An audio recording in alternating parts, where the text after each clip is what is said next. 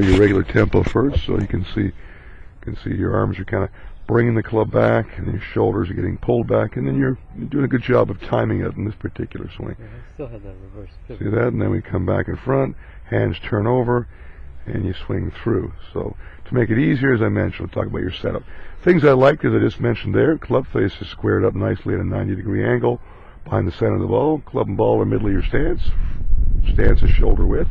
You got good posturing, but again, you can see that golf club is a little too raised, almost above your navel, like your arms just to hang more below your shoulders. They're away, and shoulders are lined up a little too much left of the target compared to your feet and hips. So to keep them perpendicular, we want that left arm to be extended or straight. We want that right arm and hand to be tucked in, so you can see a little more of your left forearm. Say if you're looking at yourself in a mirror at home down the line, verifying those positions. So better alignment and more stable and connected, not so tight and reaching. Okay. And we're going to watch the takeaway from where you were taking it from. So the club head moves a little bit outside the ball line. That's just your arms starting it, right? Because they're on their own. They pull the club back initially, and then from there they pull the club back and around, so you get quite flat, right?